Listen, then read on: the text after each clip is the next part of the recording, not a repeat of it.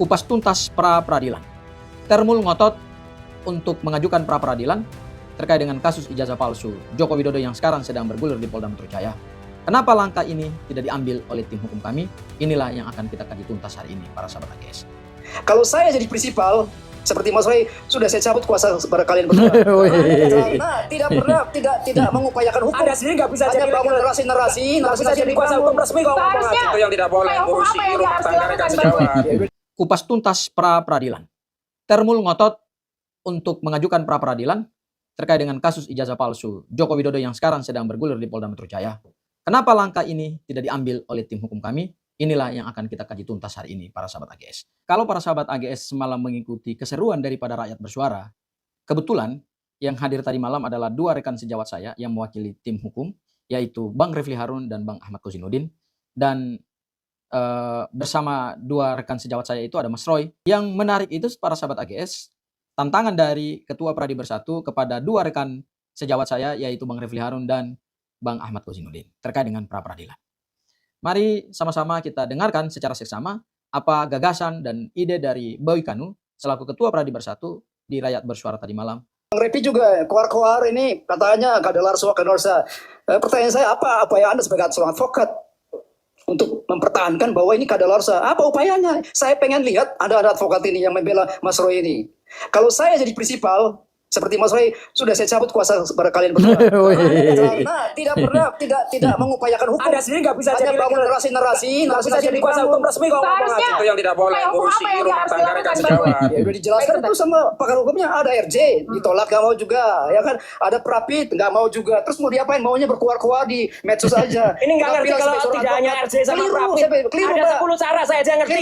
Kalau Anda mengamati secara seksama pernyataan dari Boy Kanu ini, sebetulnya poinnya adalah dia menantang tim kami untuk satu, apakah mau mengajukan restoratif justice kepada Pak Joko Widodo seperti yang sudah dilakukan oleh 3 tersangka sebelumnya dan sekarang sudah bebas, ataukah ya sudah ambil langkah pra-peradilan. Tantangan pra-peradilan itu juga disampaikan oleh seorang pengamat hukum yang juga hadir tadi malam di acara Rakyat Bersuara, yaitu Dr. Fikar, ahli hukum pidana kalau saya tidak salah dari Universitas Trisakti, dan beliau juga mengemukakan tantangannya untuk mengajukan pra-peradilan. Mari kita dengar secara detail apa pernyataan dari Dr. Fikar. Iya, saya kira masing-masing pihak punya standingnya masing-masing, punya ininya masing-masing. Itu tergantung pada pada alat bukti yang dikuasai sebenarnya. Tadi dari Pak I ada argumennya sendiri soal laporannya dan sebagainya. Roy juga ada argumennya sendiri. Nah, makanya menurut saya itu mestinya dibawa ke satu forum yang bisa membenarkan yang mana gitu loh, diadili. Nah, karena itu saya bilang sebenarnya Pak Roy CS ini secara proses sudah dirugikan dia lama. Ya karena itu pra-peradilan kalau menurut saya. Pra-peradilan lagi. Kalau Anda bilang wah ada peristiwa politiknya apa segala macam, ya itu. Prof. Vika boleh didekatin lagi. Ya, itu pekerjaan saya waktu di LBH dulu Pak. Itu namanya bantuan hukum struktural. Ya. Tapi ketika di arena publik seperti ini, mestinya kalau menurut saya tugas pengacara adalah bagaimana ikut menegakkan hukum pada pada porsinya. Maksud saya kalau jaksa itu nuntut, ya pengacara yang membela dengan segala kemampuan dan upayanya. Tetapi kita sudah mendengar dua pernyataan dari dua orang, dan lagi-lagi mereka menantang untuk mengajukan pra-peradilan. Lembaga pra-peradilan ini adalah satu lembaga yang diadopsi di dalam hukum acara pidana kita sebagai bentuk untuk mengawasi tindakan daripada penyidik dan penuntut umum ketika melaksanakan kewenangannya tidak sesuai dengan hukum acara pidana. Lembaga pra-peradilan ini, kalau kita baca dalam Undang-Undang Nomor 2 Tahun 2025 tentang KUHAP yang baru, pra-peradilan adalah kewenangan pengadilan negeri untuk memeriksa dan memutus keberatan yang diajukan tersangka atau keluarga tersangka, korban atau keluarga korban, pelapor atau advokat, atau pemberi bantuan hukum yang diberi kuasa untuk mewakili kepentingan hukum tersangka atau korban atas tindakan penyidik dalam menjalankan penyidikan atau tindakan penuntut umum dalam melakukan penuntutan menurut cara yang diatur dalam undang-undang ini. Nah, berdasarkan definisi ini, jadi pra-peradilan itu mengkoreksi tindakan yang dilakukan oleh penyidik dalam tahap penyidikan dan penuntut umum, yaitu jaksa penuntut umum dalam tahap penuntutan. Ya, yaitu apa? Tindakan yang tidak sesuai dengan cara yang diatur dalam Kitab Undang-Undang Hukum Acara Pidana. Nah, ranah daripada lembaga pra-peradilan ini kemudian diperinci di dalam hukum acara pidana kita, para sahabat AGS, yang diatur dalam pasal 158 para sahabat AGS. Ini adalah ketentuan pasal 158 KUHP yang baru, yang kalau kita bandingkan dengan KUHP yang lama para sahabat AGS itu diatur dalam pasal 77. Nah, dalam pasal 158 yang baru, ya, di bab ke-11, yaitu wewenang pengadilan untuk mengadili di bagian ke-1, yaitu pra peradilan, diatur dalam norma hukum pasal 158 bahwa pengadilan negeri berwenang untuk memeriksa dan memutus sesuai dengan ketentuan dalam undang-undang ini mengenai A. Sah atau tidaknya pelaksanaan upaya paksa. Nah, upaya paksa itu adalah upaya yang berhubungan dengan 1. Penangkapan, 2. Penahanan, 3. Penggeledahan, 4. Penyitaan. Ya, itu yang disebut dengan upaya paksa. Makanya yang diuji di dalam pra peradilan ini adalah tindakan penuntut umum ataupun tindakan penyidik yang berkaitan dengan sah atau tidaknya pelaksanaan upaya paksa.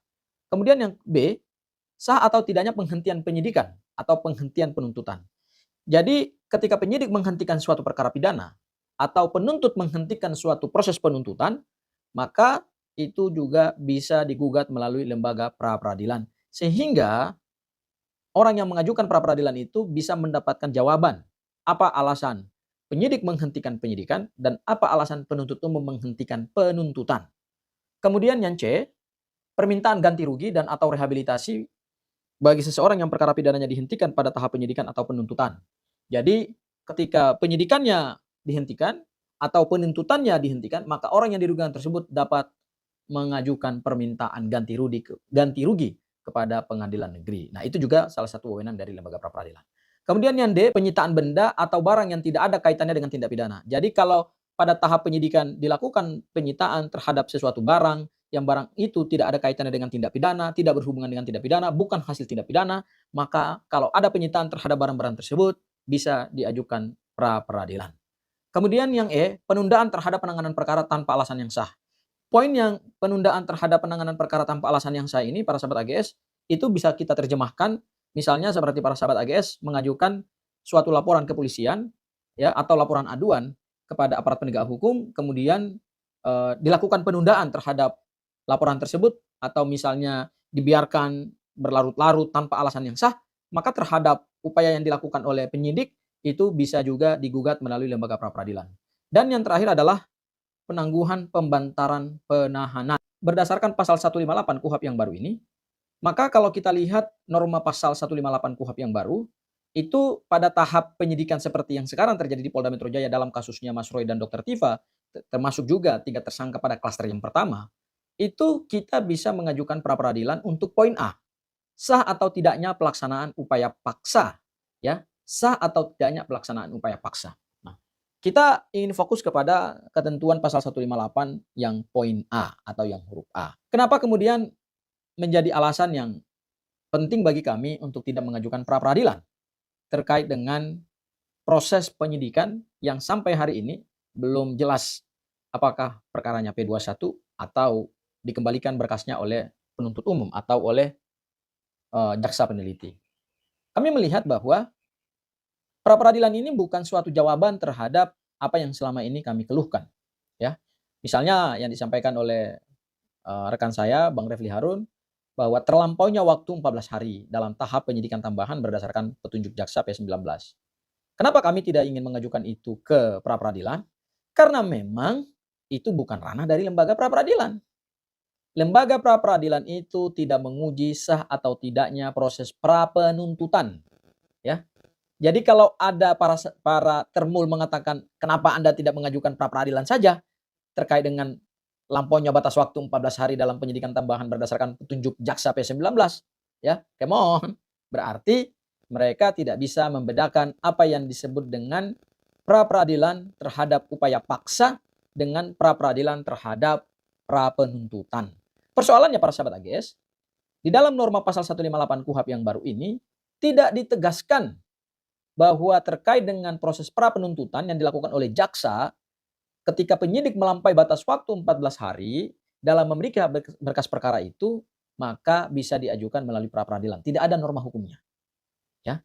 Sehingga menjadi sangat yuridis bagi kami untuk tidak memaksakan lembaga pra peradilan atau menempuh upaya pra-peradilan dengan dasar argumentasi bahwa penyidik telah melampaui batas waktu 14 hari. No, itu tidak masuk dalam ranah lembaga pra-peradilan.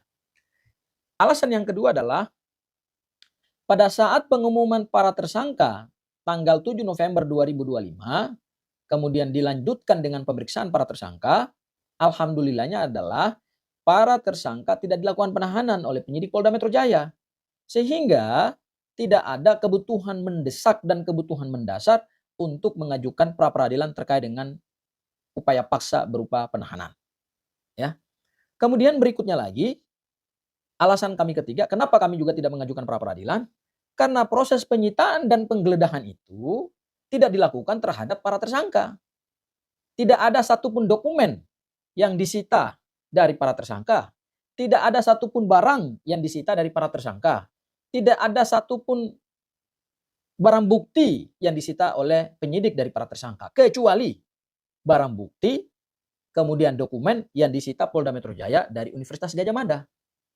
Sehingga berdasarkan alasan-alasan itu, kami melihat bahwa tidak ada kebutuhan yang mendesak untuk mengajukan pra-peradilan kepada pengadilan negeri. Tahap 1 adalah pemberkasan, kemudian berkasnya dinyatakan lengkap, maka diikuti dengan tahap 2. Tahap 2 itu tersangka yang tadi ditetapkan oleh penyidik tadi, beserta barang buktinya diserahkan kepada penuntut umum untuk disidangkan. Nah, tahap 1 maupun tahap 2 ini, yang kami kritisi tahap pertama ini yaitu pemberkasan melampaui batas waktu 14 hari itu ternyata tidak bisa diuji dengan lembaga pra-peradilan. Karena berdasarkan pasal 158 KUHP yang baru di poin A, pra-peradilan itu hanya bisa diajukan terhadap langkah penyidik maupun penuntut umum terkait dengan sah tidaknya upaya paksa, penetapan tersangka, penahanan, penangkapan, penggeledahan, dan penyitaan. Hanya itu. Jadi kami bukan berarti tidak ingin menempuh pra-peradilan, tetapi karena kewenangan lembaga pra-peradilan itu yang diatur oleh undang-undang tidak menampung keluh kesah kami, yang ngapain kami ajukan gitu loh. Kan sesuatu yang sia-sia. Kami tahu itu sesuatu yang sia-sia, sehingga itu juga menjadi alasan kami tidak mengajukan pra-peradilan. Ya. Nah, kalau kita baca di pasal 77 KUHP yang lama, para sahabat AGS, ya, memang ada perluasan dari sisi kewenangan pra-peradilan. Di pasal 77 KUHP yang lama itu, pra-peradilan itu hanya menyangkut sah tidaknya penangkapan, penahanan, penetapan tersangka, penghentian penuntutan, dan penghentian penyidikan. Tidak ada kewenangan pra-peradilan di pasal 77 KUHP yang lama yang berhubungan dengan sah tidaknya penyitaan dan penggeledahan. Nah, di KUHP yang baru kemudian diperluas. Jadi, di pasal 158 KUHP yang baru, memang kewenangan lembaga pra-peradilan itu sudah diperluas. Yang terakhir, para sahabat AGS, mari sama-sama kita simak apa yang disampaikan oleh seorang pelapor dalam perkara ini, yaitu Lecumanan, Wakil Ketua Umum dari Pradi Bersatu, yang menantang kami sekali lagi untuk mengajukan pra-peradilan. Mari kita sama-sama dengarkan pernyataan. Kami Pak Jokowi udah diperiksa Bang, selaku korbannya. Sudah diperiksa Bang, selaku korbannya. Atau ini anehnya. Ya faktanya Bang udah tersangka kok Bang. Iya. Kan udah tersangka Bang. Iya kan, hukum aja Bang, orang udah tersangka kok. Abang rapid aja kalau nggak senang. Itu aja Bang. Rapid aja Bang, kalau nggak senang Bang. Kalau abang bilang kami nggak dirugikan, rapid aja Bang. Kalau abang jago Bang, udah gitu aja Bang. Cara omongannya Udah Bang, gitu aja lah Bang Repli. Nggak usah banyak ngomong Bang. Nggak usah banyak ngomong, nggak orang pintar. Rapid aja Bang, gitu aja Bang. Lihat ya. Cara orang yang nggak ada otaknya begini. Itu apa yang nggak ada otaknya? Apa yang tidak ada otaknya Bang? Ya. Dia marah sendiri. Abang yang tidak ada otaknya, ya. Anda yang tidak ada otaknya, Bang, ya. Oke. Anda yang tidak ada otaknya. Lagi-lagi tantangannya adalah kami harus mengajukan pra-peradilan.